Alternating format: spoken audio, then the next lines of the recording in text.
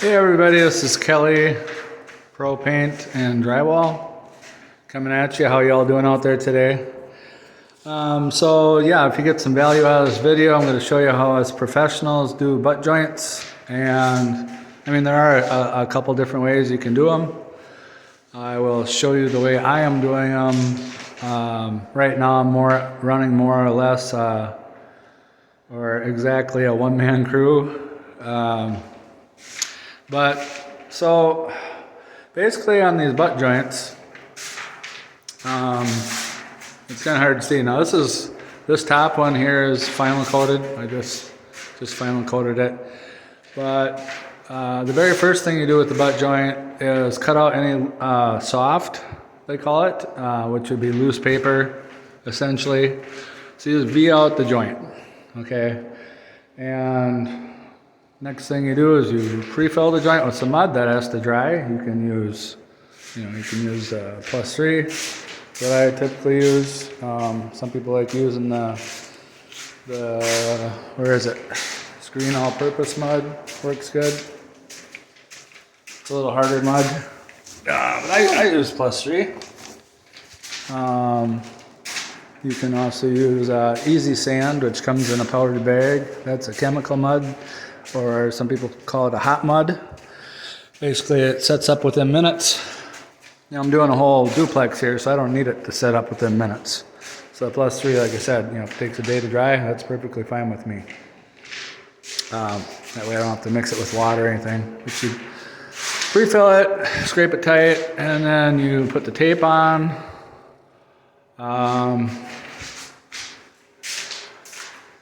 Put tape on, well, you can put it on by hand. I use a banjo, which you can see the tape is right there on the roll and mud is in the front part. And as you pull the tape through, you pull it from this end, pull the tape through, it puts the mud on the tape for you. So then you can, put your mud on with your tape, scrape that tight, let that dry. It's important that each coat dries pretty good between coats, especially if you have like a cold area. Like in our Wisconsin winters here, basements tend to be cooler, garages. In here it's pretty toasty. Even with this temporary heat, the contractor provided, this is a slab, so we could have put the heater down in the basement, but since there is no basement, and with these slabs, they don't have a furnace hooked up yet. They got it all piped in, in-floor heating. But, so, the butt joint, now it's taped. The next thing I do, you could just finish these butt joints out by hand. But this is actually my son. Kirk, he's got his own drywall business now. But he was actually the one that turned me on to this little trick. So this is a 15-inch Tape Tech flat box. And I got a adjustable extender handle. But you basically set this on, 1 or whatever setting you want to set it on. So for the first coat, I run, it's kind of hard to see this, but let's just do it over here. I run the 15-inch box. So the right side of the box, it's got wheels. Just run that wheel right on the tape. Left side, and then this wheel here would be run on the tape again. So you're using the tape as a center point, and you're on left side, right side. So that way you got a nice wide bunch of mud on there. You let that first coat dry, and once it's dry, you give it a quick buff with the sander. Or you could even scrape it off with a knife. I like using the pole sander because it is just faster. You got your, here's the pole sander that I use. You got the round Velcro sandpaper on there. Again, I like the extender handles. They're a lot faster than just using a handle that doesn't adjust. I like a stationary. So give it a quick buff, and then put this, I always do it on setting 1.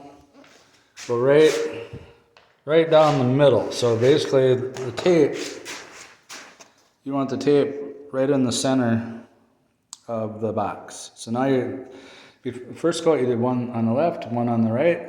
Let that dry, buff it with the sander. Now you're doing just one right down the center. And by doing one down the center, now sometimes the tape covers and sometimes the tape comes through. This one's a little bit of both. It's kind of hard to see for you probably.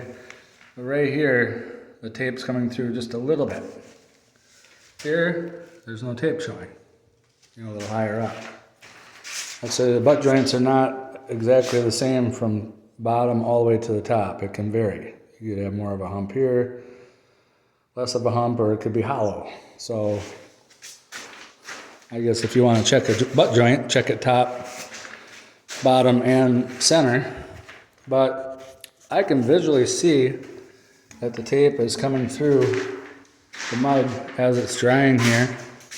Because I just ran one down the center here about, I don't know, 15, 20 minutes ago. So I'll check this spot right here with the trowel, and even though the tape is showing, it's really not wobbling at all. So it is very flat. I thought there might be a little wobble to it, but I guess not. When it's flat like that, you really don't have to do anything to it. I can check it in one more spot, just below the outlet. Probably won't have to do this, but a little tiny bit of a wobble. So you got a choice here. You can either just, it's so little of a wobble, it means it's very flat.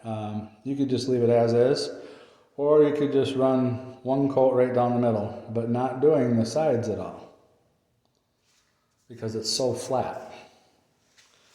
So I guess I can give one coat on it down the middle. I don't know if I can set this up so you can see what I'm doing or not. Probably can. I really should get a thing that holds the phone, but there, that's pretty good. So now I'll just do, just to be a nice guy, be a little easier on the sanding later. I can just do a coat, and you can use whatever size trowel you want. This is actually a little bit small for the job, but it's a little easier on the wrist. So get a little bigger trowel, then it would be a little wider. But this is a 12-inch trowel. It'll get the job done. Won't even have to really do up here because the tape wasn't showing. But it does have some pop marks, so we can go all the way up. It hurt nothing. So, when you run that box, sometimes there's little grooves here too, so I don't know. Could do that with a 6-inch, yeah, just floor it right out some grooves, I'm done. Sometimes when you do the box, it will cut into the mud, and those lines really need to be, you can touch them up with a 6-inch, or you can just do it like I'm doing here. Just catch it all with the trowel.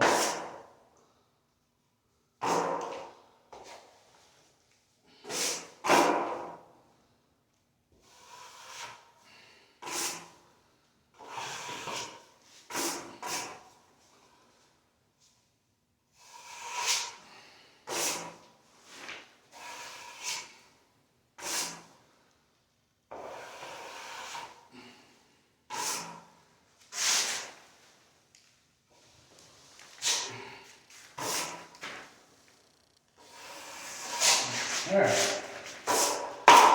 That puppy is ready to be sanded. So essentially I went ahead I could have just touched it up later with like a 6-inch knife for the trowel, but now it's done to the point where it's got very little sanding, so this is a good way to do it also. But you'll notice I didn't have to float it out. Now this could be touched up with the 6-inch a little bit. Didn't have to float it all the way out, which it's a little bit faster. You don't have to go the full width. There we go. Get these screws I want. That puppy is done. That's the way I've been doing it. You can also do it just by hand if you want. When you do one strip down the middle too, if you do, see some of them like this one I float all the way out because it was a bad rocker. Like I put the trowel on there and there was still a hump where that tape was. So what I did was I just floated it all the way out completely. The full width of what that first coat was. But you put your trowel on there, if it rocks back and forth on that tape, then you really do need to get a nice wide coat of mud on there to flatten that butt joint out so there ain't a hump. This one was basically very flat, just like a very slight rock to it, so you're probably not going to see that with the naked eye once it's all painted and everything. But just to be a nice guy, I did float it out to where the box, because sometimes the box will score it on score into that first coat of mud on the very edges of it. So these are ready to be sanded and then paint.